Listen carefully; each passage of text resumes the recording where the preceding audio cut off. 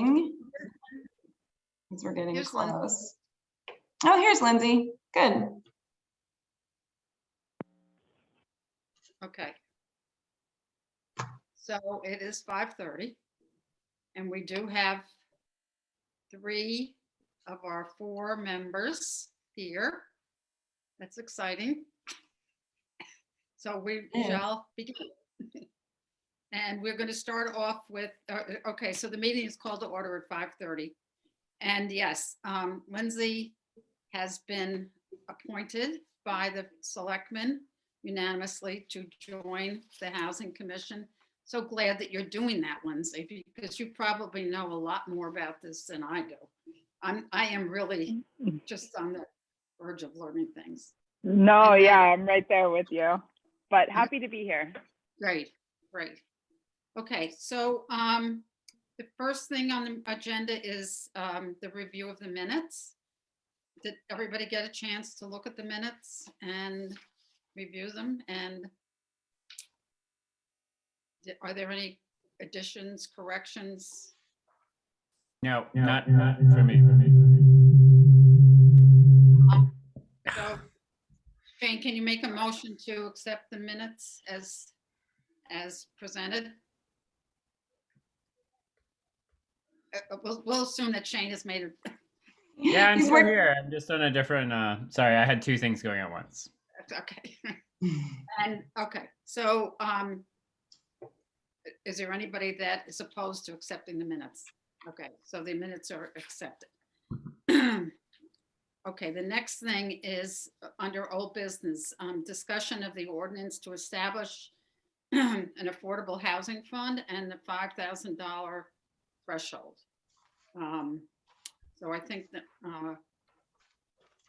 Michelle sent us some information about that. So it's right now it's 5,000. I did get a communication from Leslie Anderson, who was the previous commission chairman.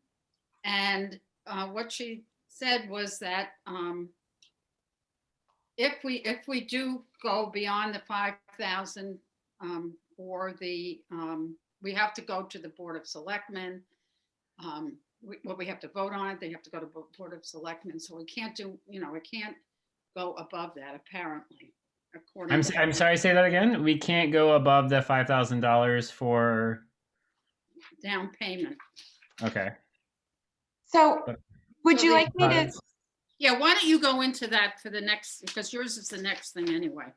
well, Yeah. I can explain it a little bit, and I spoke with Jim about it yesterday, but I can also share the language. If everyone's okay with that, I'll just pop it up on the screen so we can, I'll be looking at the same thing. So this is the ordinance establishing the Affordable Housing Fund. Can everyone see it? Yeah. Okay, great. And as you can see, it was passed in 2006. So it was a while ago. And as you scroll down, it explains right here exactly what the funds can be used for, which is investigation, appraisal, acquisition, administration, fees and maintenance costs relating to parcels of land, improved, unimproved development rights, easements, deeds, restrictions, interests or rights therein, be limited to retention or designation of parcels for their long-term use and providing affordable housing as defined by state statute. So those are the things that the fund can be used for. And the way it works is any funds that we would want to expend, that the Housing Commission would want to expend, people can come to the Housing Commission, which happened just a few months ago. The Housing Trust came to the Housing Commission. Yeah. Housing Commission voted, yes, we would like to give them the $10,000 to do the feasibility study for the environmental study to apply for the grant for the Dodge Farm improvements. So after it goes to the Housing Commission, that if it exceeds 5,000, well, it goes to the Board of Selectmen regardless. But if it exceeds 5,000, then it also goes to the Board of Finance, and from there goes to a town meeting. So what we had talked about last time was just increasing this limit of 5,000 up to 10 or 15 or something, so that Or 7 or yeah, whatever. something. So because feasibility studies, if you want to do perk tests to see if land is suitable for housing, you need to have it surveyed or something, you know, just investigative type things. You can't do them for $5,000 anymore. You could maybe back in 2006, but you can't anymore. So the intention of this was always to allow the Housing Commission and the Board of Selectmen are never taken out of this decision process, but the intent was to allow exploration of land to happen without having to go to a town meeting. But now the threshold is too low to allow for that. But by having some sort of threshold, it ensures that the Housing Commission could never purchase land, let's say, without going to a town meeting. Right, so that's kind of the point of the threshold, and I believe in that intent, but I think that the limit is just a little too low to allow the Housing Commission to either the commission itself or to give, you know, grant money to the trust to do investigative type of work. So when I spoke to Jim about it, he was all in favor of increasing that limit to something that would be feasible. And he said the timing was good because he's got a couple other things it would need to go to a town meeting to increase that limit, would have to go to a town meeting. And he's going to be having one in February at some point. So he said it would be good timing if the Housing Commission would like to make that recommendation. So that's the background. And if you have any questions, let me know. Okay, so I mean, we could act on that if there's a meeting in February. Well, yeah, I think we should act on it and try to get it raised, right? So I have absolutely no idea how much a feasibility study. I know that we have a property on, we don't have a property. The Housing Trust has a property on Baldwin Hill that could be considered, but needs a feasibility study.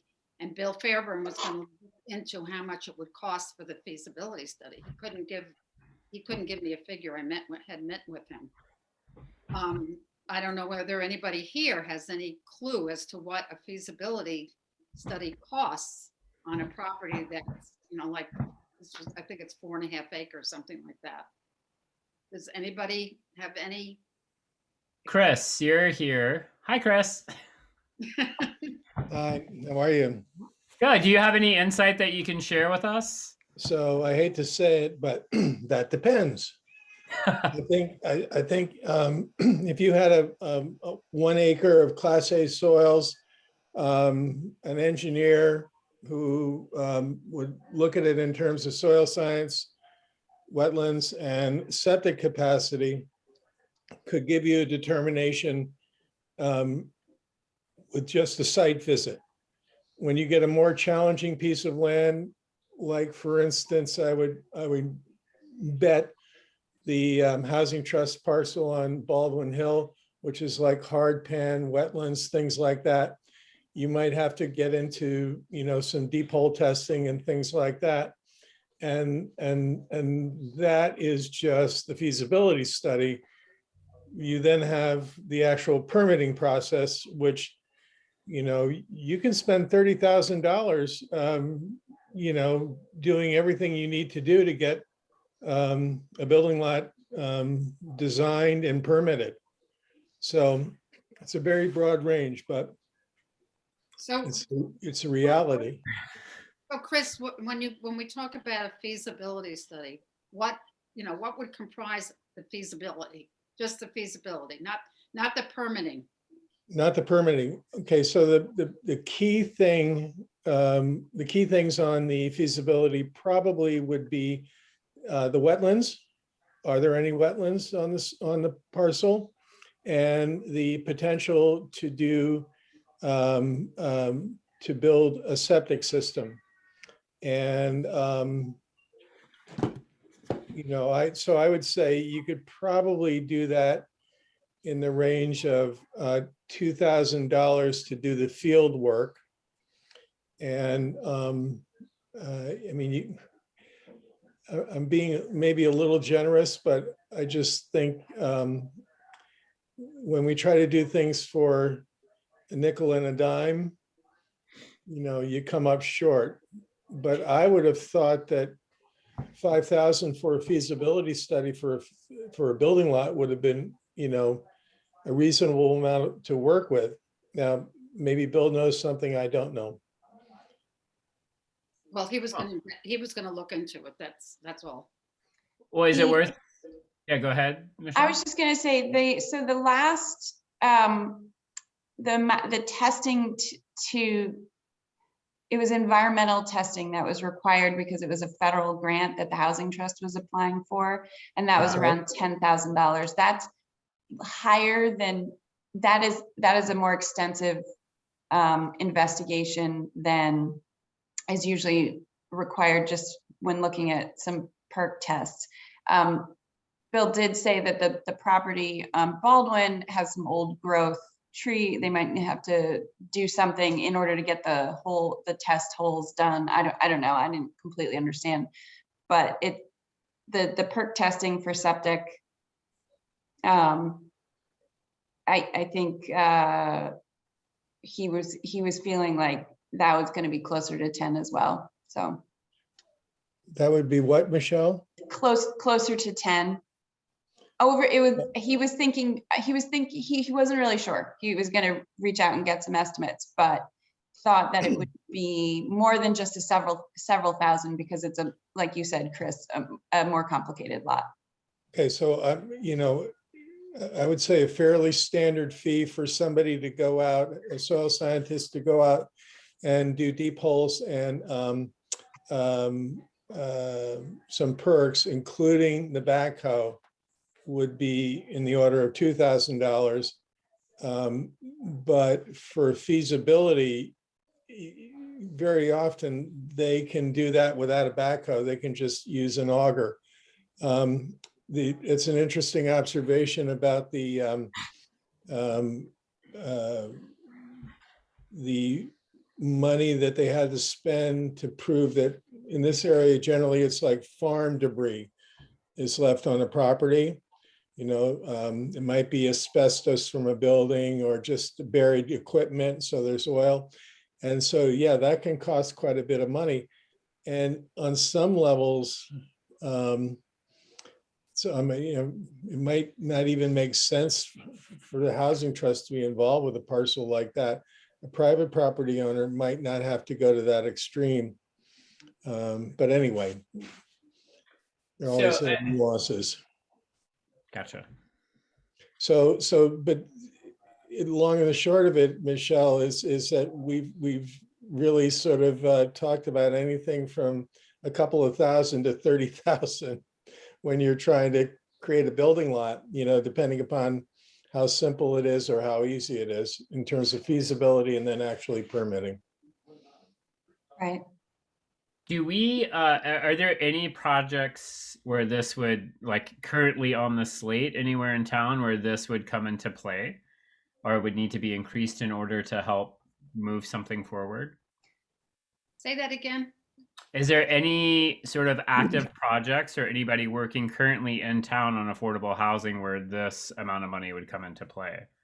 Like for whatever they're working on, like Are you talking about the 5,000? yes, precisely. Not that I know of. Well, Yeah, Michelle, do you yeah, know? of actually, Judy, and you're going to report on that in your conversation with Bill. You just said that, he's going to be coming to the Housing Commission, hopefully with estimates in February. Yes. Whether, and that this change may or may not affect that. We don't know how much Okay, it would be Gotcha. yet. But What but made there's us- somebody- What made us think about it was the last year's, the $10,000 needed for the environmental study for the CDBG grant, Right. exceeded this threshold. then it would So float. I don't know how often that would happen.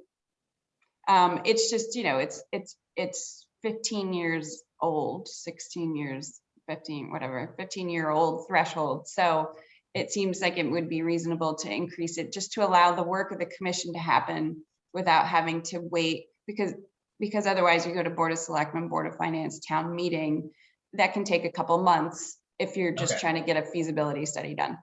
Copy that. Okay, cool. So then we should certainly ask them to raise it then, So- right? At the next I meeting. think that seems reasonable, just figuring out what a good amount is, I don't know. I think the intent of this ordinance was to allow investigation, but not purchase, which Right. I completely believe in. So, you know, whether that should be 10,000 or 15,000, you know, I don't know. And maybe once, like Chris is saying, if there's a piece of property that then needs to go to complete development and permitting, well, maybe that should go to a town meeting, you know, maybe the town. Yeah, that's Once, yeah. I wanna once make you've sure made that- it through the first threshold to see, yeah, it's actually possible, right. and you actually have plans, well, then maybe it's more appropriate that that does go to a town meeting. I would agree with that. Yeah. As it impacts all of us. So I'm wondering if there's any downsides to just like lifting it up high. Like what would, I mean, we're not going to buy a parcel with 20,000 or even 30,000. Like we're not going to buy land with that amount. So wouldn't it be better to go higher? Just Well, I because would everything wanna make does sure that- cost so much. I want to make sure that the optics are not that we're going to the Board of Selectmen to continually ask for higher and more money, right? Like we don't want to continue to ask for more things. That Well, we it's don't- actually not asking for it because it's coming from the Housing Commission, the Affordable Housing Fund. The money is already there. It's just a threshold. It's a checks and balances to just make sure that enough people, and even if you ask to spend $100, it goes to the Board of Selectmen. No, so it doesn't really matter. So, but what we're trying to avoid is triggering the Board of Finance town meeting, because then that actually really, Board of Finance meets once a month. Town meetings happen, you know, quarterly, if that. So it can really slow down the process if you're trying to investigate a piece of property. I would vote for raising it to 10,000. I would support that. How about you, Lindsay? Yeah, I'd support any raise, 10,000 or higher. So yeah. Okay, so, so I'll say Shane moved it and, Lindsay, you seconded it and we. Second, yeah. Yeah, I guess we got to use the terminology, right? Like, Okay. All right, so, okay, moving forward then. Hey, wait, Judy, go ahead, finish it. Call, all in favor.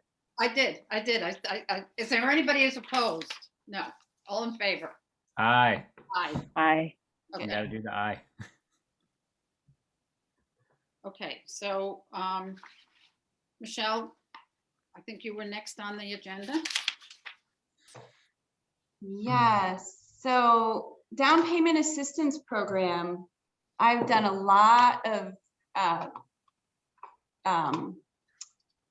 investigation and learning this month, trying to figure out all about it. I just switched what I was sharing. Did it change? Yes, Yep, do you have the down payment assistance program? there? yes. Yeah, Yep. excellent. Okay, so let me just give you, before I go into the details of this program here, let me just give you a little overview. So the down payment assistance program was established back in 2014, and it was funded with $100,000 that came from the housing fund, and it was earmarked for down payment assistance. The intent was to loan people up to $10,000 towards their down payment, interest-free for 30 years. And they just need to be a first-time home buyer, which is defined by a lot of state materials. I think CHFA too. First-time Yes. home buyer means somebody who has not owned a home in the last 3 years. Yeah. So has been out of home ownership for at least 3 years. Doesn't actually have to be there first, but that's the terminology.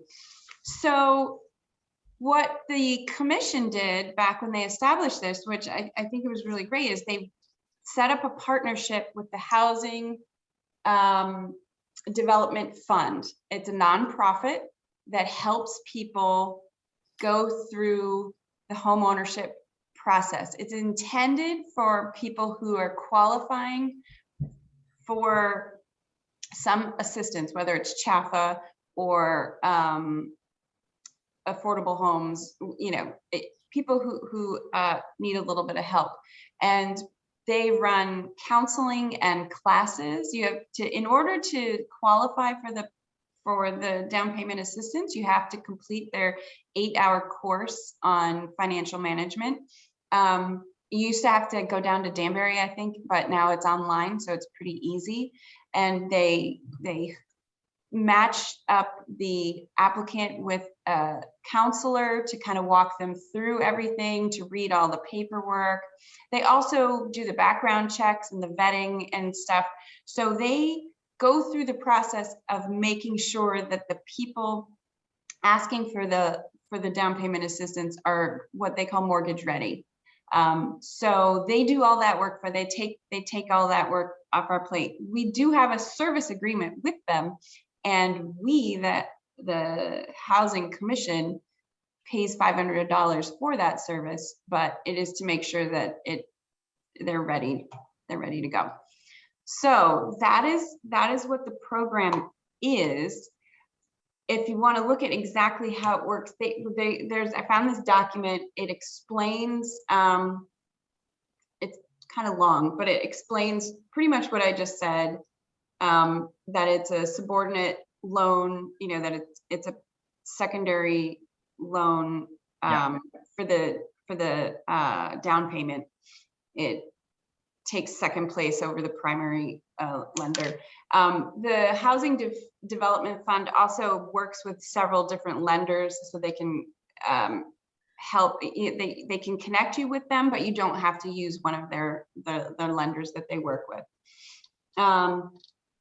These were the guidelines that we talked about. So the income limit per household is 102 for right now. We looked it up for 2021, and it'll change in June. Is 102,900. I was trying to figure out what that was based on.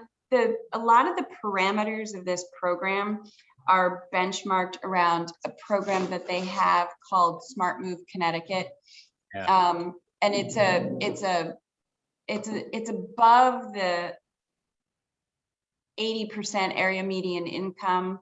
But it's for a household, so it's just a slightly higher income limit than what we're talking about with affordable housing, but it's not a much higher. Maybe it's 105%. I'm not exactly sure how they calculate it, but that's what they base. That's the limit that they use. And then it talks about what the counselor will do. All the different things that the counselor will do with the person requesting the loan. Here it explains that they have to complete the first-time homebuyer counseling program and the 8-hour pre-purchase education class. So, and then explains a little bit more about what they're going to be asking for.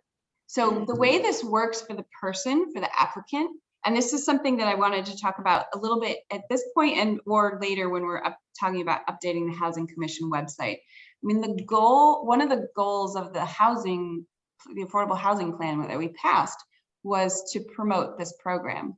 And I think the first thing that we need to do to promote it is to explain it, because it's very confusing. There's no literature really out there about it. So whether we put together something on the website, a pamphlet, I actually had a realtor call me just last week with a house that she thinks might be in the right price range, and was asking about the down payment assistance program. And she asked for a flyer or a brochure on it. And I was like, oh, I don't really have one, but maybe we will in a month. So, so I think what we can do is boil down this 3-page list of exactly how this works into a couple of bullet points that we can put on the website, maybe put together a flyer or a pamphlet that could be handed out that we could share with the realtors, things like that. But we don't need to add all of this detail, because I pretended I was an applicant. I went onto their website, and it's very easy. You just register, it's all online. So you just register online, you start uploading information, documents. It's pretty straightforward. I think one of the places it wouldn't be straightforward is for somebody who is not super tech savvy. And that's where maybe we can hook somebody up with an assistant at the library. Maybe they said that they will take phone calls and they can do it. It doesn't have to be electronic. It just most often is. So that's kind of an overview of how the program works. And I think what we need to do is, ooh, I'm getting feedback. Somebody on in two places? Sounds like maybe Janet, I don't know, somebody's, Let's see. I'm gonna stop my screen share because I can't really do anything when, anyway, so does anyone have questions about that? Yeah, I have a couple questions. So, I hear the echo too. I think it's the person on the phone. Yeah, the I just muted 0731 number. them. I just Okay, muted great. them. Yeah. Okay, so when I was doing research into this years ago, I was under the impression that you had to have grown up here. Is that a separate thing? Does that not exist? Is that just a common misconception about this program, which would mean, you know, we do need better information out there? Because I would have sworn that you had to grow up in Washington to be eligible for this, which doesn't seem to be the case. No, and I'm not even sure that's allowed. That would be rather discriminatory. Okay, yeah, Very I much don't so. know why. Actually, so Lindsay, there's a point system. And because a lot of people were always concerned that the affordable housing would be built and then it would end up being purchased by people who had no connection with the town whatsoever. The state actually allows you to come up with a point system that awards people for being born here, for having always stayed here, for going away and coming back, for being a volunteer. There are all these things. And that point system can put you to the top of the list, okay? Bill Fairbairn could tell the commission about that. He's got a good idea. So anyway. So But Chris, is I'm that not something aware that- of, I'm not aware of that point system ever I was being gonna say, we should Yeah. be able, Well, it has been used for the because- down payment assistance program. so maybe Okay, it's for their community trust and their vetting process. I don't know about the down payment assistance. What I can tell you is Okay. that when the housing trusts, for instance, did Brinsmead Lane, any of the housing that we developed, Jack Boyer actually went to Danbury and made an ad on Spanish television to show that he was trying to reach out to a broader community of people, right? And part of this is just a fear that of people just coming in and taking advantage of all the hard work that the Housing Trust or the Housing Commission does. But it does get done with all the housing that has been sold. I don't know about the down payment assistance program, but I would assume it's somehow a part of it, because if you have to go through it to buy the house, you know.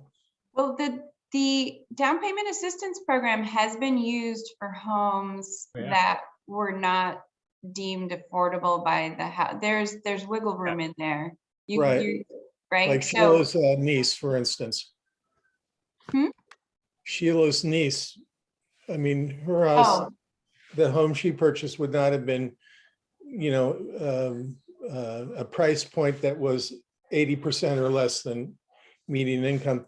In the affordable housing plan, I don't know, have it all right here, but I'm looking at the adjusted median income, and for 5 people, the highest income allowed is 88,000. I think what you were referring to, Michelle, was like if you were to get a Chaffin mortgage, they will allow income levels of up to, wait a second. 80% of median or something? You can have a combined income level in the town of Washington of 102,900. So that's exactly the number you had. And actually, they'll you can get a mortgage for a home in Washington up to 367,580. So it's a whole different price point and income level than the affordable housing. Right. Yeah, I would just More putting than- that there. So it's a little middle. bit above the 80% area median income, but it is capped. So nobody can come in and use this 10,000 down payment assistance program to buy $1 million home. That's just not going to happen. So but it's nice that it's capturing a little bit of that sort of middle housing that we've been talking about. That's over the 160 to 180, $180,000 house. You know, it allows for someone to, Missing middle. yeah, to purchase a home probably up to around 350, give or take. So, but as far as I know, the point system was not used for the down payment assistance program, and I don't think anyone has ever been turned away. That was, I think 1 or 2 people may have started the process and either didn't qualify for the loan or circumstances changed, they moved some, you know, I think there may have been 1 or 2 that didn't follow through, but I don't think anyone's been turned away. And as we all know, we have 40,000 left in the fund. So there's still room for more people to apply. Okay, and my follow-up question was, we're not able to raise that 10,000 then because we're working with this other group. And even if we were, then that limits how many more we can give out. No, if there's actually, only 40,000 left. that's not true. And I'm glad you asked that question, because that leads to the next thing I wanted to ask the Housing Commission. As I was going through, so I spoke with Roxana Ubalis, who's our new account manager at the Housing Development Fund. And she is also relatively new. And in looking at the service agreement we have, and in talking with Jim Britton as well, we kind of looked at it. We want to do a new one because it's got all the old, it's in Mark Lyon's name. It's got Lydia Adams as the contact. So we want to update all the contact information. But she said we can change it. We can word it to be what we want. They were just modeling it after this other program. So one of the stipulations in the service agreement, and I don't remember if it explains it here, but it says that if somebody refinances their home, they have to pay the down payment assistance back. And it actually happened once with one of the people who had one of these refinanced, and they didn't pay it back because they missed, all the lawyers kind of missed that. But in talking about that, I don't think that makes sense, because if somebody can get a lower interest rate, they should probably do it. They should do it, and we shouldn't require that they take the equity out of their house. Like that's the whole thing. So when I asked about that wording in there, Roxana was saying, oh, we didn't choose that. It was just modeled after this other program that we have. And if you want to take that out, you can. We'll have, your lawyer look at it and our lawyer will look at it, and then we'll sign it. So I wanted to see what the Housing Commission thought of that. Would that be a recommendation that you agree with, that if somebody refinances, they shouldn't have to pay it back? Absolutely. Okay. Sure. I also think we need to raise the fund to be more realistic to what current home values are as well. We should raise the 10, you think? Yeah, I do. Okay. I don't know about that income limit, the 102,900 that it's benchmarked against. It's benchmarked against the Smart Move Connecticut program, and Chris, you said you saw that number also in CHFA, is that right? Yeah, it's a regular document that's issued every year. They actually have the 2022 online, and the maximum sale price limit in Washington has gone up $50,000 since last year, from 317 something to 367,580. Wow. Yeah, I saw Are that. there houses for sale in that price range here that aren't completely falling down? There is one. There's one that was, It's- the realtor called me about it. It's the little Right. house on Beebrook that was completely renovated. It's completely Oh, the one renovated. those kids started, and then it seems like they might have gotten in over their heads. Maybe, Right. I I don't, know I don't exactly know. what you mean. They were working so hard on it. Yeah. Right, and it's not finished, but yet it's still a ridiculous amount of money for what it is. no, I think it is done. I think it's done, is what. Oh, they finished the siding wasn't done when I drove past it. I don't know. I don't know if we're talking about the same house. I just, I think the we are, realtor yeah. called me asking, I think the house is on the market for like 350, give or take. Oh, yeah, And it is. so I was like, yeah, I think that's in the ballpark of this program. So, because it is all sort of benchmarked against Chaffa. So I kind of feel like that makes sense. I don't know that we want to go That what much. part makes sense? What? But that what part makes sense? The income limit, which is tied, the house limit is really what the bank, that's all about the ratios. Which is in here. I had to do a little homework on this. The combined loan to value, that's what CLTV, am I still sharing? No, I'm not. No. I was pointing it out to you. Cool. Yeah. All right. So right here, the combined loan to value cannot exceed 105%. And the ratios, when they say 33-41, the max housing ratio is 33%. I believe that's, you can't have more than 33% of your total household expenses go towards housing. So there's a lot that goes into that formula. Like if you have student loans and you have other debt, well, and then the max, Yeah, I'm sorry. I'm very specifically talking about increasing the max loan amount. Okay. That's why I wasn't sure. So you think, Yeah. okay. And I don't think it needs to be crazy. I don't think it needs to be anything nutty. But I think if we could raise it by a couple of grand or something, just to help with the way our particular bubble of real estate works here in Washington, I think that would be a good thing. So I mean, like you said, did we end the year with 40 grand in the bank? Yeah, there's 40,000 still in the program. Yep. Right. So it would make sense that if we are giving out these loans, that we could spare a couple of more grand per loan in order to help those families. So do you want to make a motion, Shane? I would love to make a motion. Okay. But first, I do want to hear other views on the matter. Lindsay, I think you and I are on the same page about wanting to get that up a little bit higher in terms of being able to give families more.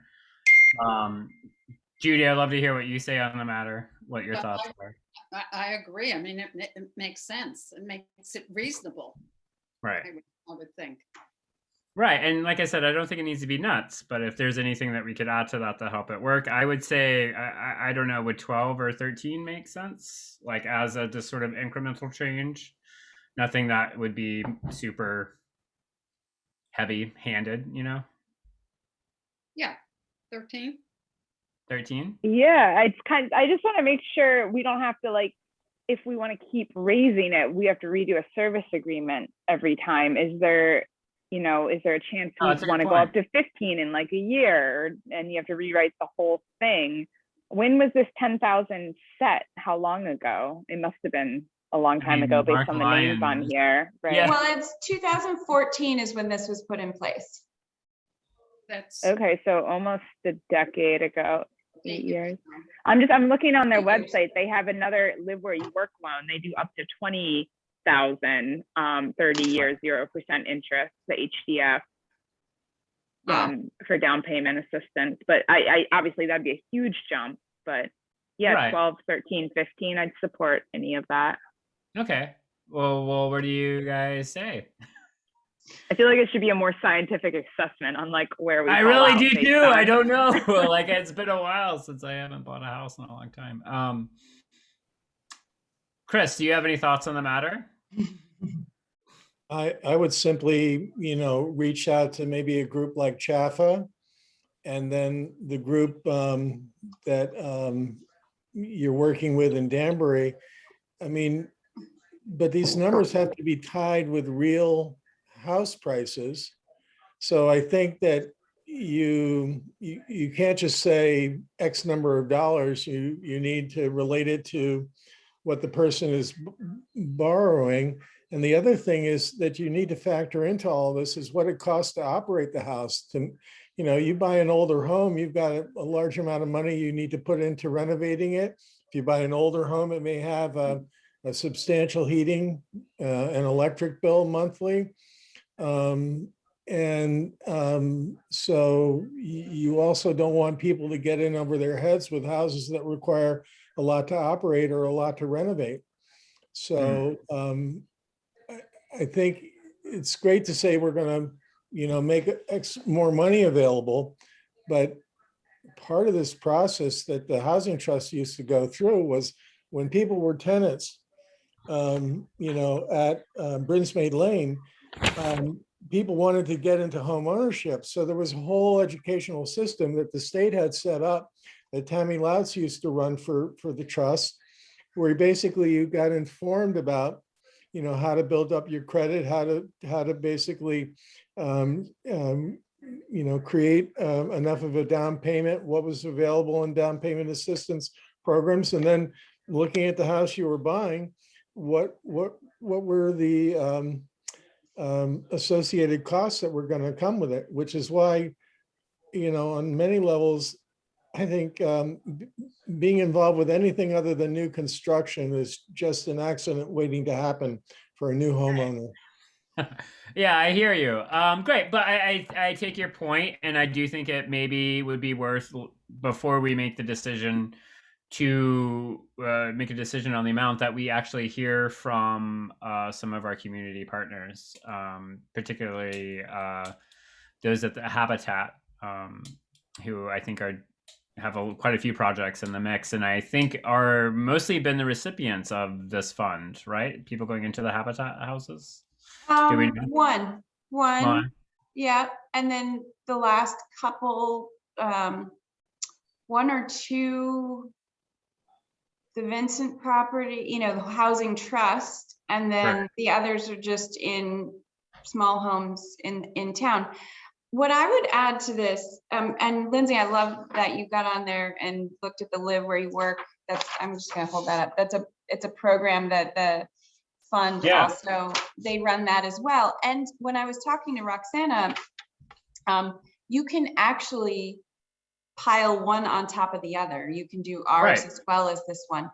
So what we don't have to really get too deep into the ratios and the numbers. That's the bankers, that they evaluate the people and the home and making sure they're not getting in over their head, that they're signing up for something that they can fulfill, that they're okay.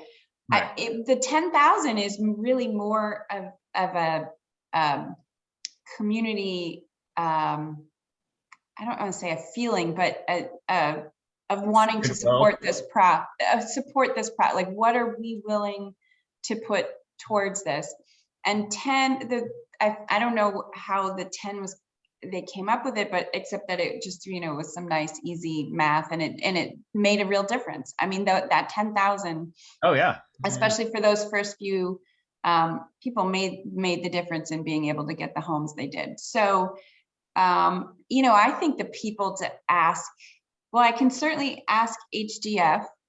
They work with a couple other places that also have their own assistance program, but a couple other towns. But maybe also either the realtors or bankers, just saying, well, what are the barriers? What are the ratios? What is needed here? Because this is Right. really just about, this isn't providing the housing. That's something else. This isn't, Right. this is just assistance for that down payment to get the mortgage. And Yeah, This is nothing that has to go to the Board of Selectmen or a town meeting or anything, correct? I mean, we could, because we have the money. Well, that's Well, an that would be- interesting question. The service agreement, Jim wanted to have that redone. So I told him that I would talk to the housing commission, just to update it and with all the contact information and the parameters, because now that we've been using it for a while, another thing that they would like added, because I spoke with both Linda McGar, who our town treasurer, and Linda Gomez, our business manager. I don't forget her title, but there have been some questions about the legal fees and the closing costs, and that it should be written into the agreement that the borrower signed, that they are responsible for all closing costs and legal fees associated with it. The 10,000 that we're giving goes directly towards the down payment. Right. And all of those closing and legal fees need to get wrapped into that mortgage. Because on occasion, the town has then gotten some after the fact bills associated with it for the second mortgage of this, some legal fees. Yeah. And so which doesn't make the Lindas very happy. So No, I would imagine not. yeah, so we would like to have that written in there as well. You can Yeah, great. refinance if you want, but you've got to cover the closing costs. So Michelle, what about the timing then of that, of this agreement? When, Well- is this something we should wait until at least next month to act on or not? Well, because it's just a service changing some of the wording, I think,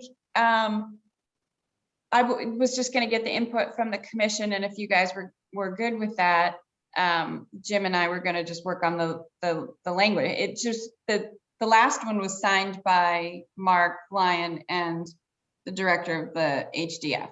So it's like a service contract. As long as you guys are on board with the concepts, we'll have the lawyers finish out the language and just draw that up. Changing the 10,000, I don't know, that's a little different. That's the actual money coming out of the fund.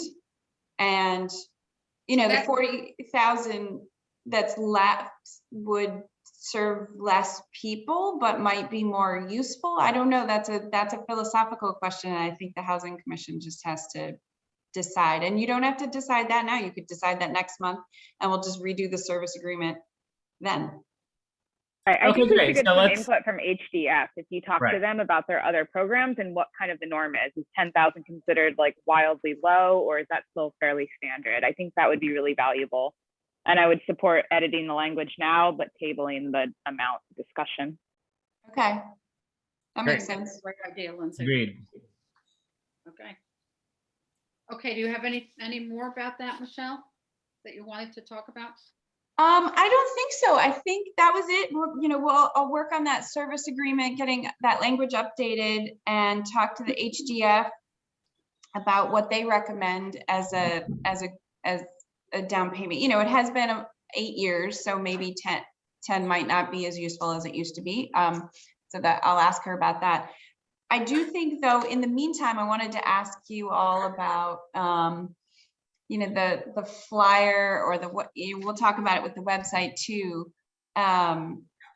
If we go to I'm going to stop sharing my screen. If we go to the plan that we just passed, one of our goals was to promote the down payment assistance program.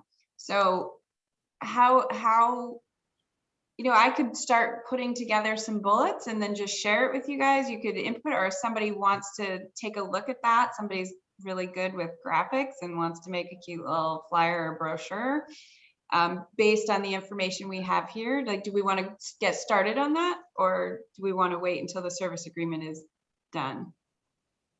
I think we should my personal opinion is that we should get started on it. I know nothing about graphics. I am technologically an idiot. So somebody else might have to, work on that. But I think it's very important to get that information out. Yeah, we really do. Can we buy airtime on radio?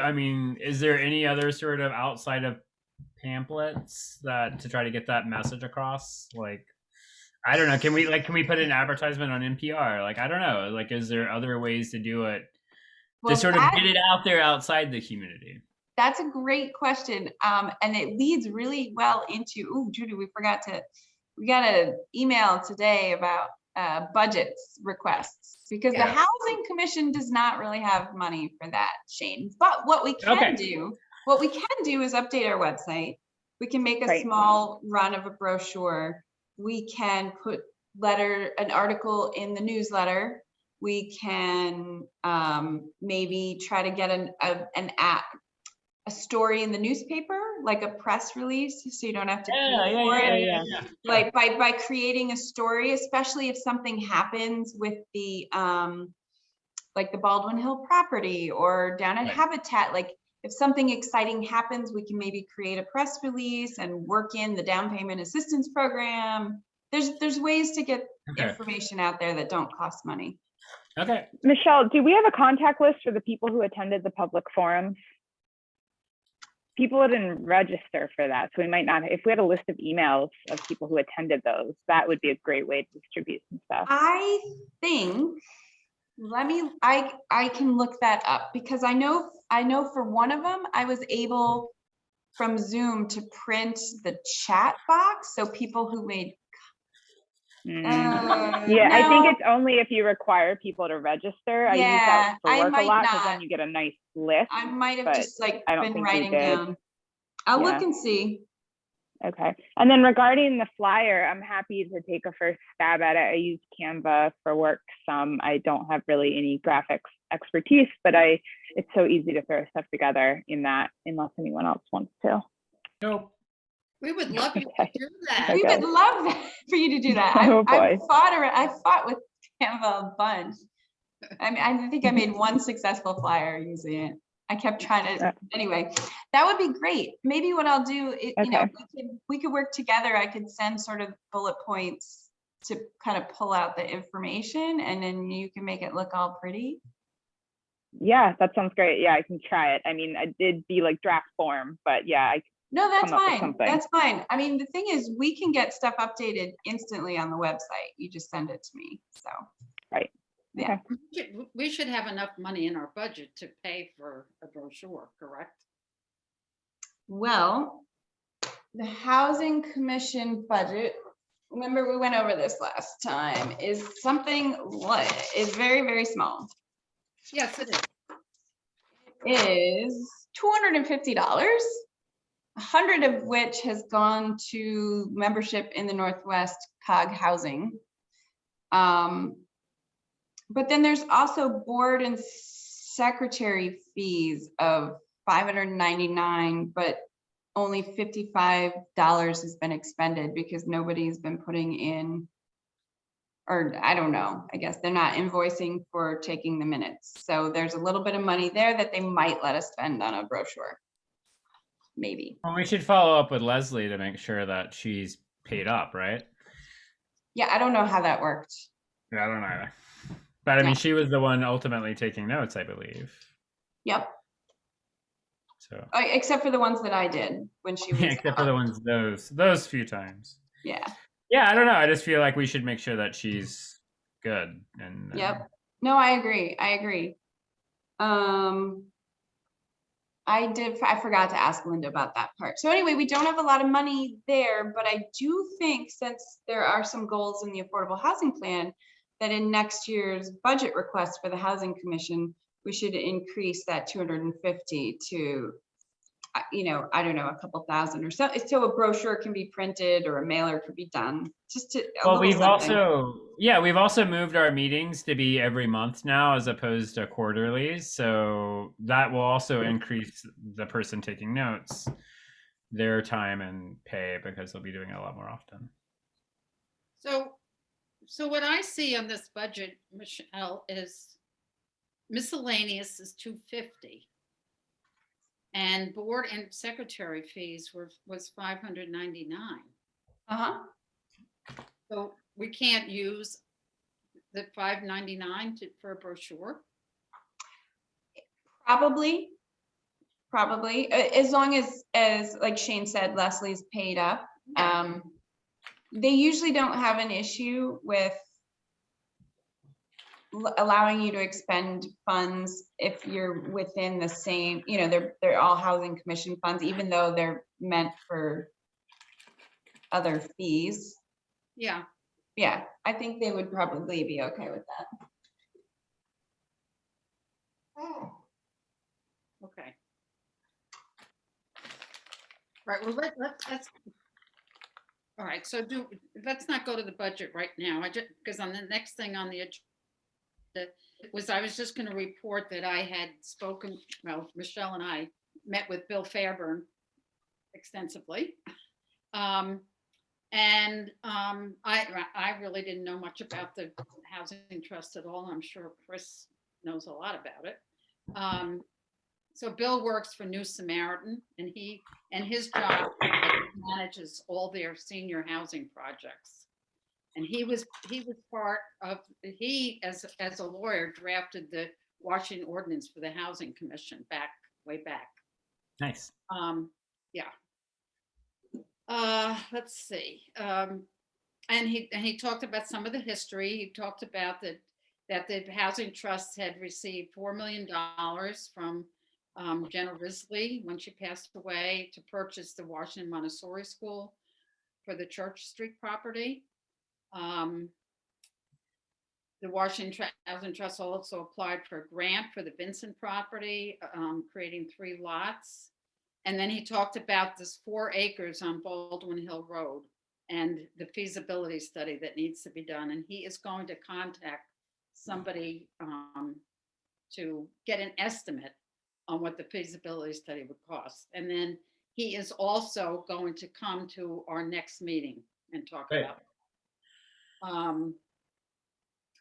He talked about how, asking the State Commission on Housing for money, if they even were going to consider it, it would take 3 or 4 years to get money for them.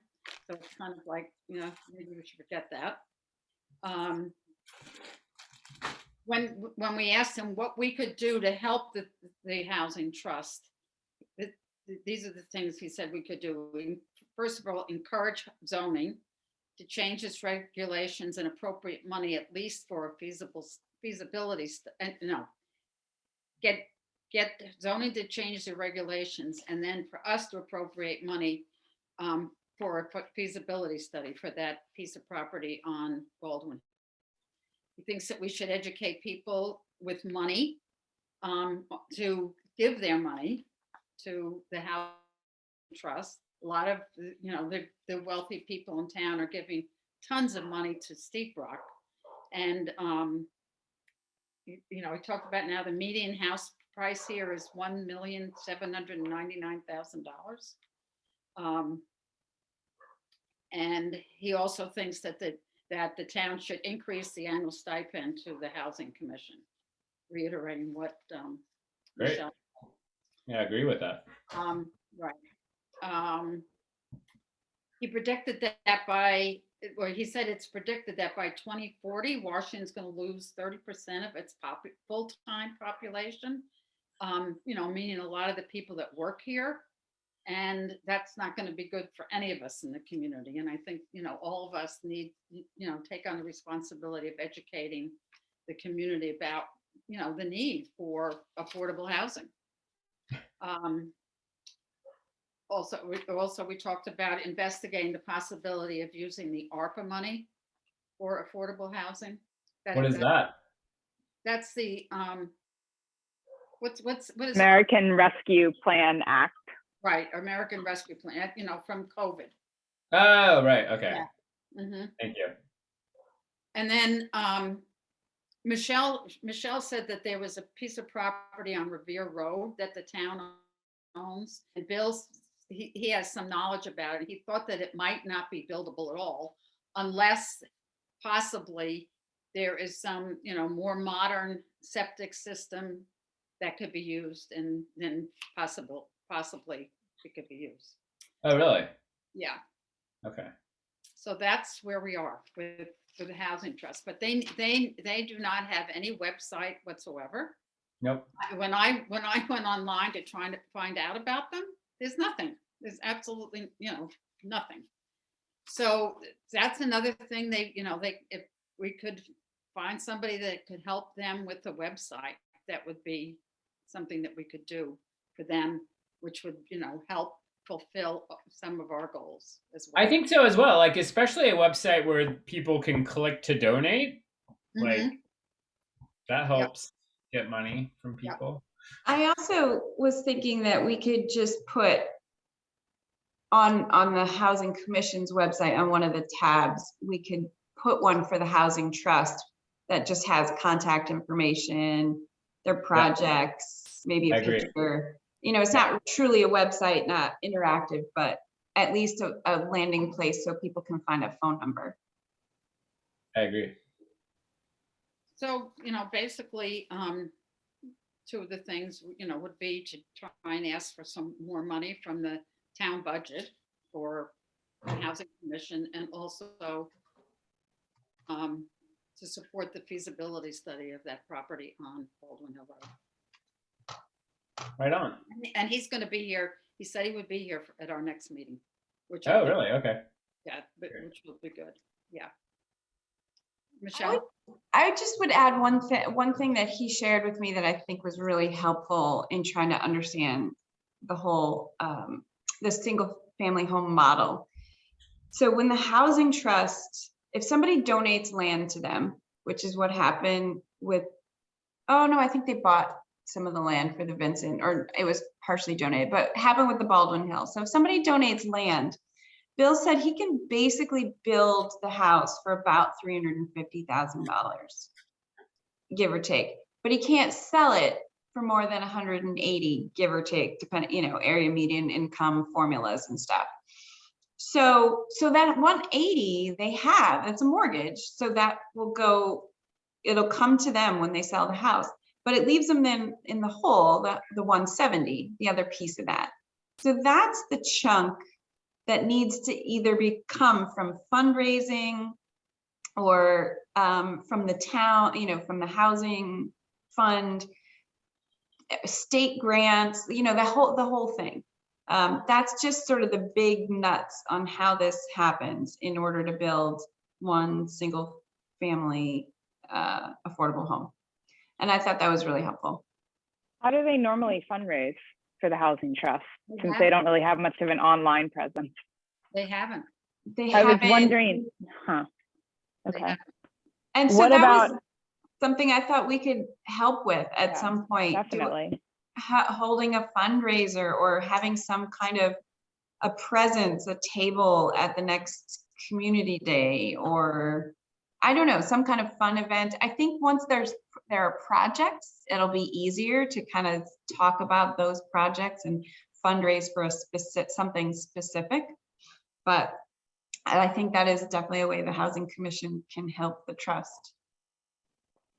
Yeah, I agree completely. So they don't do anything like, those mailings everyone gets certain times a year, the appeal letters, nothing. Bill It said seems like that would be an easy thing. Bill wrote to like 20 people. He did it on his own. We also need to try to help get him some people on the Housing Trust that are worker bees. He said he doesn't have worker bees. What does that even mean? The people who do the letters, Shane. The worker bees, the people who actually do the work, write the brochure, make the website, send out the mailing, whatever. Bill obviously has done some significant, fundraising by going to people that he knows and talking them into donating, and property as well. And he talked about how it can be done so that it's actually profitable for the person who's donating. It was very interesting. That was fascinating. He was talking about tax law and how a piece of property that you're not using, you get the appraisal, you get to write off the appraised amount, and then you donate it to the trust, and it's like a win-win. Yeah. Well, that's something on our list from the Affordable Housing Plan, is encourage private giving of land, but then the second part of that is promote tax incentives of such donations. So Bill said he had a document that explained that all, and I asked him to send it to me. He hasn't yet. I'll remind him, because that was another thing where I thought we could help make a brochure, put an article in the newsletter, put a tab on the website, like get the word out about how to do this donation, it's just sort of a bullet point on how to do that and who to contact if you're interested. Here are the basics for more information. Right. I like the idea of a fundraiser too. I mean, it just seems like this is a cause that would be and should be supported by a lot of people in this town, not just people who, need this kind of thing, but a lot of wealthy people in this town. This is like a social cause that people would support if we can really get the word out. Yes. I agree. Yep. And I think it's something that we can have fun with, during the summer when people can kind of gather outside, whether it's, a charity concert or a golf tour. I don't know, something. We could have some kind of fundraiser or an event or an awareness, some kind of an awareness, something. A golf fundraiser for affordable housing. Yeah, I was just thinking of like fundraiser things that people do. I don't know, but an event, something. Yeah. I think we could probably figure something out. Yeah, when it's Yeah. Something that's a little fancier than handing out flyers at the transfer station. As cool as that was, I think we could probably do some other things. It's funny. Shane, did you get to talk to anybody at Habitat? Actually, Michelle wrote to them on my end, set up for them to show up. When was that, Michelle? Like, they're I gonna think come you to our did meeting. that. I made the introduction and then you invited her to the next meeting. And I think Diana said she and their new president might come to the February meeting. Okay. Great. Yeah, which would be exciting. I also think that Habitat is something that we can really work with. The house that they finished in that project, they did kind of with all of their old connections and contacts from their Danbury and where they'd been working before. But I think it would be really fun if there was a build here that we could promote and people could volunteer for, and that could do like a community, like really get the community involved in a Habitat build. I think that would be, there's potential there as well. I hope so. Great. Yeah, we'll find out. We'll find out next month. Okay. Okay, updating the Housing Commission website. Is somebody good at doing that, or do we know somebody that can do that? Michelle, are you good at that? So I'm Yep. just gonna, well, here's what I was gonna say. I'm gonna pull it up. I'm pretty sure everyone's looked at it, but I have access to the town website. It's cumbersome. It's a municipal site. It's not beautiful. Awful. Yeah. Okay. Or it's awful. Yeah. Right. Yeah. But this is where I think you guys could help. Let me see. Are you seeing the Housing Commission page? Yep. Okay. Yep. So, I mean, I was able to get the affordable housing video that the Northwest COG did while we were working on the affordable housing Right. plan. And that was kind of cool. For us, that's like kind of cool. That's sort of high tech. But what I would love the commission to do, is to go look at all of these tabs over here. Things have just been added. Some of them are kind of duplicates. I think that can all get cleaned up and kind of grouped together. I mean, so the affordable housing plan, this was what we did when we were working on the affordable housing plan. Each time we had a forum, I put a link to the video, to the PowerPoint. We put up documents like FAQs and then the draft of the plan. Yeah. I was just gonna say, now that we have the plan, can we hide that? Like, do we necessarily need all the sort of background from that? Could we just do? We don't, although it's sort of, I think some of it is kind of interesting. That's where we've got all the demographic debt. Like whenever somebody's asking questions about affordable housing, I refer them back to this public forum PowerPoint, because that's where Jocelyn really walked us through Interesting. everything. Okay, But- so maybe not at the top. But it doesn't have to be at the top, although I think it looks like they're just in alphabetical order. They are, aren't they? But I don't,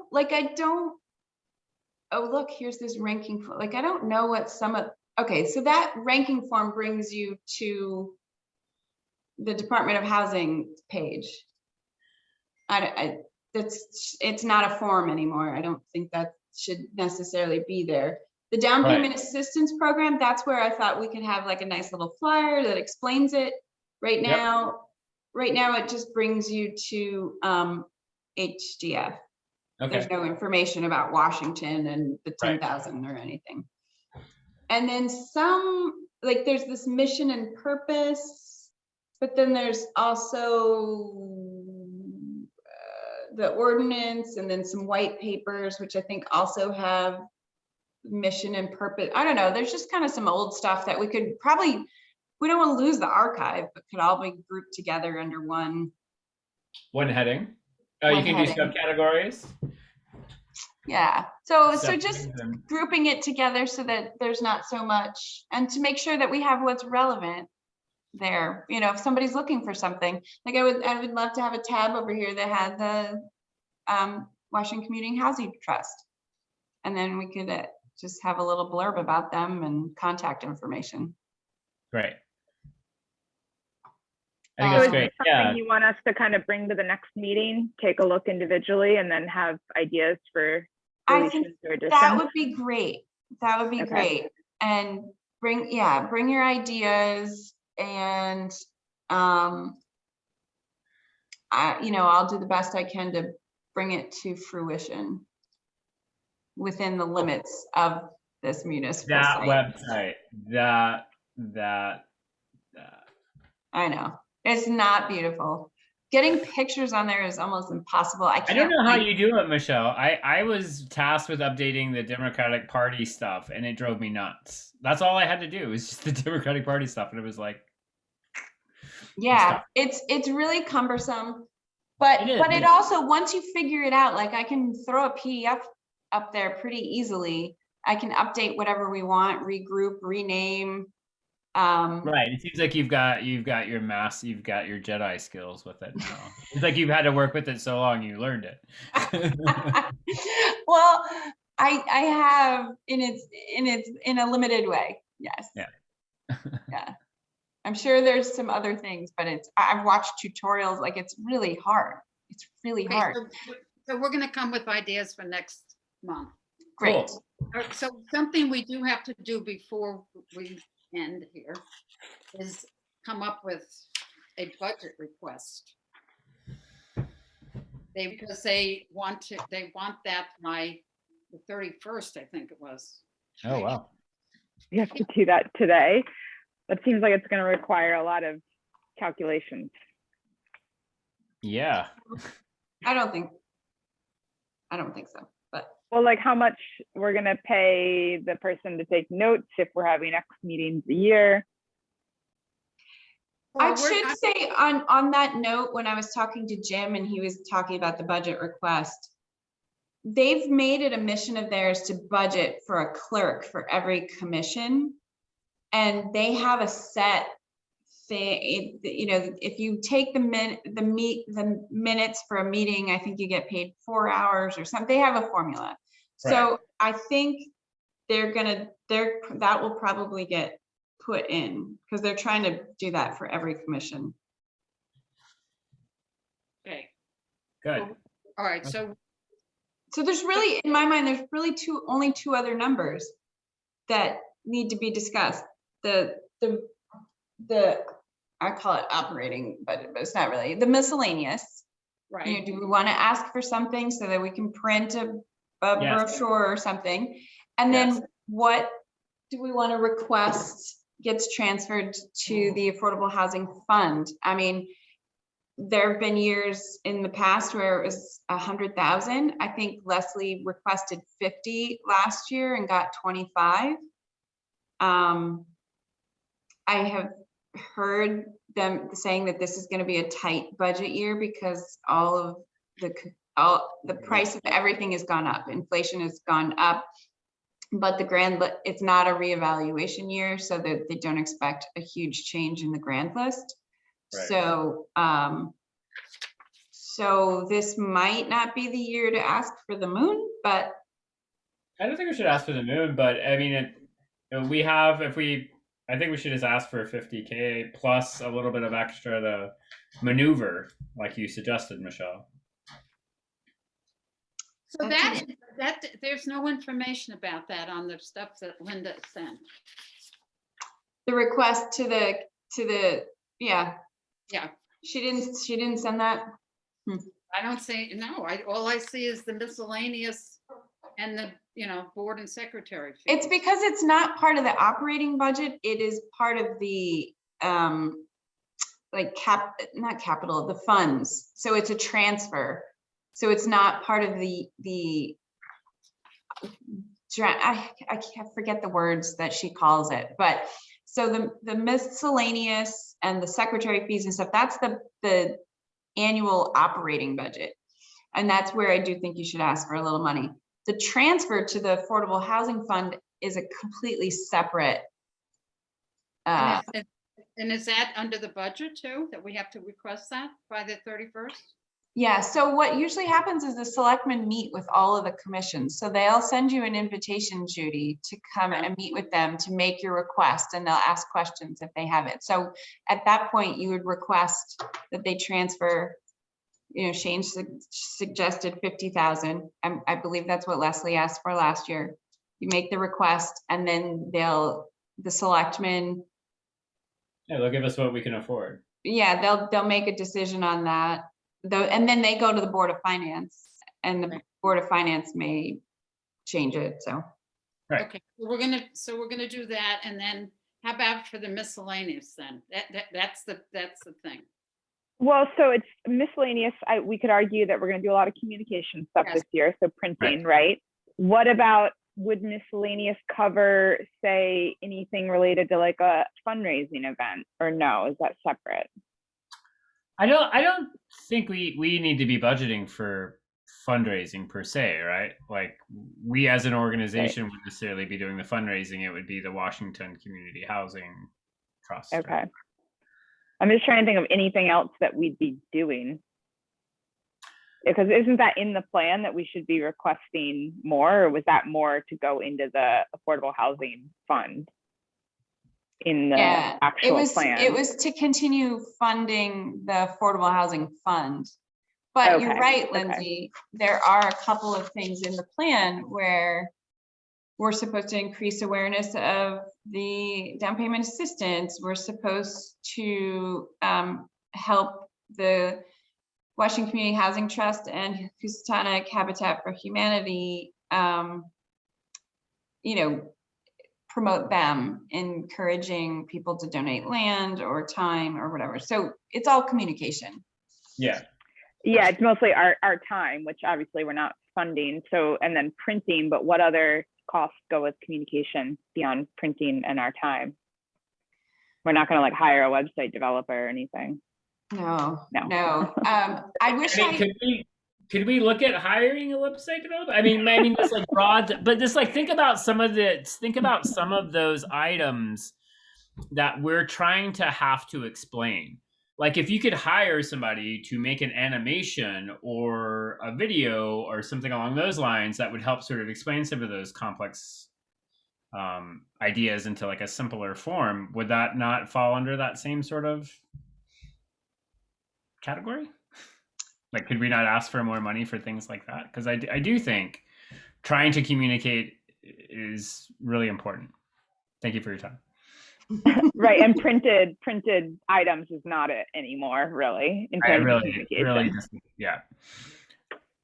Right. The realtor did ask for a brochure to leave behind at the house for people who come to showings. So I think they're not completely obsolete, but we're not talking about tons. Yeah. I totally get that. But I do think having the ability to hire somebody who could do something and generate some sort of content that we could then share to help would help our cause. Where would That's we all. share that, Shane? I don't know. You put it on your website. You could put it in the town like little thing. You could have Mr. Jim send it out as a video and the actual town email that goes out. You know, we could make a Snapchat or whatever, of TikTok. Washington housing. Yeah. The Washington Like, Housing Commission just TikTok. be able to send it out and just Yeah. get it out into the world. Because sometimes like those little artsy little bits that people put out, sometimes those catch fire. And then before you know it, we're inundated with people wanting to move Yeah, here. I like the idea of a Washington specific video, and I know like Steve Rock's hired people to do amazing videos, and HVA just worked with someone to do a really, really cool video. But we're talking a lot of money. Yeah. I'm not that talking kind of about anything thing. with that sort of production value. I'm thinking like, okay, Right. do you guys remember like a long time ago, there was a video about the end of the world and it was like, okay, here's the Earth. And then do you remember that? Like something like that, Oh like yeah, kind of cartoony and fun that would sort of get the message across and entertain and bring people in. yeah. So you're talking Just kinda- animator now. I wouldn't even know. I know, I was gonna say, and Oh, Shane, you and want all to do these- that for the tax incentives of donating? Yeah, like, hello, welcome to Washington. This is how you donate your house, like something like so that people get the message across and, can tap into that sort of digital. That's really cool. I'm just gonna make a broad generalization and say that most of the people that can donate the land are not on TikTok yet. So, Yeah, I bet. right, that might be a different demographic. Oh, Because I'm not my saying TikTok daughter is- is not able to donate land. But I think it's a I'm not cool saying idea. TikTok- Right. I don't know. Yeah, Just I to- don't know how we would share it. We don't really have a digital platform really beyond the town website too. That's the other point. It's true, but all you guys have social media, right? Yep. Yeah. So you can share it that way too. Anyways. Well, I don't this think is the your town would This approve is that your expense, decision, so I'll honestly. stay Yeah, out I of don't it. think the I town know. would approve it. I'm just trying to like brainstorm anything we would need so we're not kicking ourselves halfway into the year trying to accomplish everything that we are supposed to do in this plan and realize, oh wait, we didn't ask for enough money. But I also don't want to rush it and come up with it in the next 20 minutes. So Yeah. I I know, think well, we here's can. the thing. I think it's a 5-year plan. So I would Right. see what you can do in a year. Get started, get some of this stuff updated, put together the information, try to get some traction. And then next year, is when you hire somebody to put together a TikTok. yeah, no, that's smart. I mean, I'm not you talking just about take some baby TikTok. steps because I would love to watch Judy try to explain that to the Board of Selectmen. I would. Well, I mean, I think that we should up the miscellaneous. Agreed. I think we should at least double it. Agreed. And I mean, we certainly have in our goals, the need for it and the rationale for it. Yeah. I agree. I think that makes sense. And I think it'd be easy to explain the rationale around communications and outreach. Or you I can point to think the only thing I would say, Judy, is that it's only $250. Even doubling it is still only $500. You can't Okay, do a lot so- with $500. Okay, so tell me what you think it would be. I mean, those, it doesn't, we won't be paying that much for the printing, will we? Right. That's why I was trying to brainstorm other costs because printing is pretty I know. cheap. Yes. Yeah, depending. You can get a decent brochure in color, a couple hundred copies for not too much. I guess I was thinking if you did a mailing, if you wanted to do a postal patron mailing, you put together a postcard like you get from the Art Association, every month or whatever. I think it's around $500. That's what I pay to mail the newsletter, to do a Oh, okay. fully All right, yeah, we can saturated. certainly ask for more than that. Then. What? That seems like we need more than just five. Yeah, like, so if you, okay. so let's, if we had the goal of doing one postcard. But yeah, and you have to print it. I'm trying to remember, I could get the costs of what the postcard that I mailed over the summer. You know, that might be a worthwhile thing, directing people back to the website, saying, hey, have you thought, if, you know, talking about land to donate.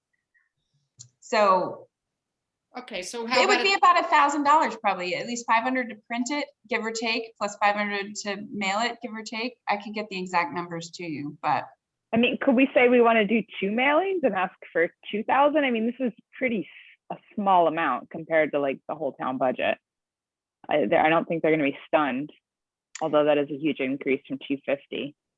it is, it's not a huge amount, like you said, in absolute dollars. I think you can ask for it. The worst that can happen is they'll say no.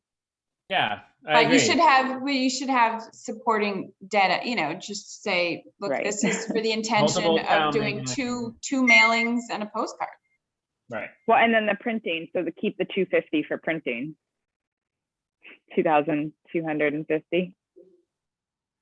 Well, how about this? If you as a commission decide what it is you're trying to achieve, you want to do, I don't know, 2 postcards and a brochure, or 1 postcard mailed to everybody and I don't know, something else. Tell me what you want. I'll try to get some prices together and we'll put that in.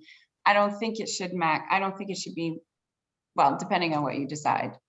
But I mean, we got that email that they wanted the budget done by the end of the month, just today. So, Oh. Okay. so I was sorry. wondering. This seems- Okay. Sorry, we didn't prepare, but usually we we talk have a about little it. bit Right. Okay.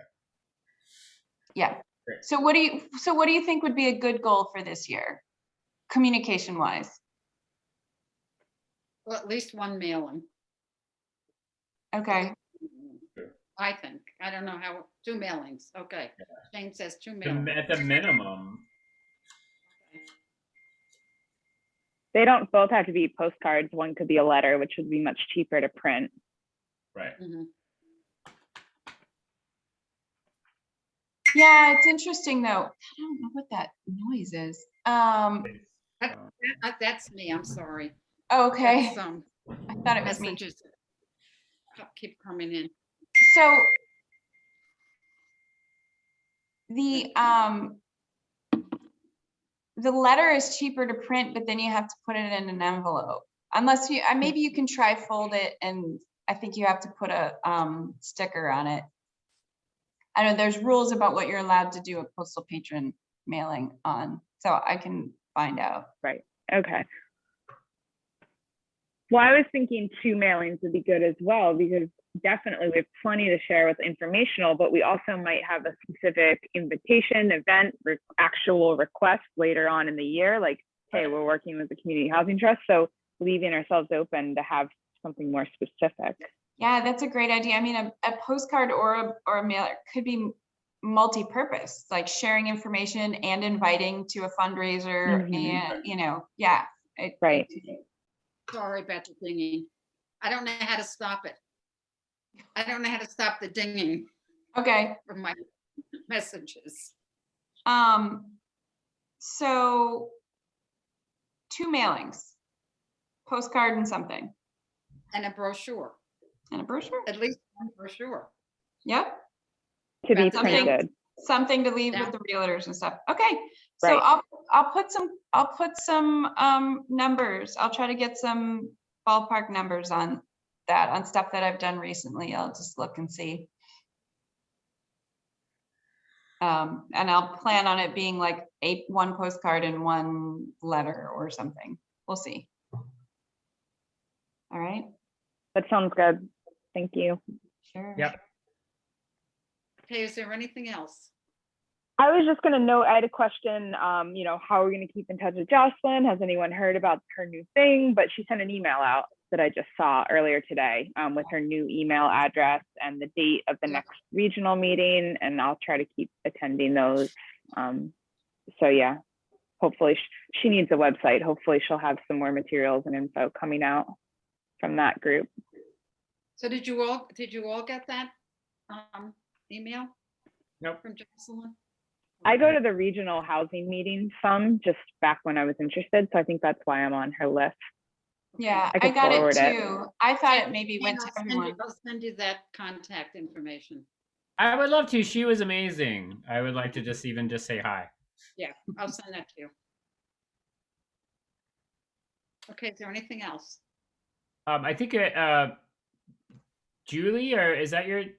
We have somebody here in our Zoom. I'm not sure if there was a particular question or something that she wanted to ask.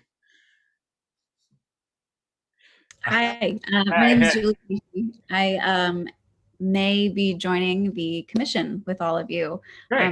Michelle invited me onto the meeting tonight. I'm eager to learn more about what you all are working on and just Well, I hope you- really help push hope the you'll community along to get the changes made that need to be made for all of the wonderful members of our society here. Yeah. So What's your background? I am a yoga teacher at the Frederick Gunn School. I moved to Washington about 3 years ago from the Shoreline. And my partner and I live on the property where he works. So if we didn't have his opportunity here, we wouldn't have access to the beauty and the farms and the nature of Washington. So it's a passion of mine to be able to have Washington be accessible to as many people as possible, because it's been so life-changing for me to live here. Excellent. So Julie, if you're interested, you know what to do, right? You have to write a letter of intent and, you know, a resume of who you are to the Board of Selectmen. And we Yes. would, I think, you know, we would all love to have you join us. Thank The you. more the merrier. Hope you got some Yeah. graphic skills. Yeah, I will say I didn't submit a letter. I just sent a resume, and I was sworn in over the phone today, so it's all Oh, very right on. easy. Congratulations. Yeah, it was very easy. Excellent. Cool. Chris, Good did job. you- I was wondering how you made that happen today. So good Yeah, job. because Lindsay. of the pandemic. Yeah, there's still. She said, you know, if I have to come in, it's very quick and easy. But because of COVID, they're still doing it over the phone. So she said, Great. she was like, raise your right hand. Okay. That's great. That's great. Yeah. And Julie, I'm so glad you were able to make it tonight. And yeah, as you can see, we got a lot of work ahead of us. So I'm hoping you will consider joining. Good. Anything else that anybody have to say? Okay, motion to adjourn, somebody? Okay, Jane, motion. Motion to adjourn. Second. All in favor? of Second. adjournment? Aye. Aye. Thank you Have a good all. evening. Thank you. Yeah, Bye. all of you have a Bye. great evening. Thanks. Thanks for being here.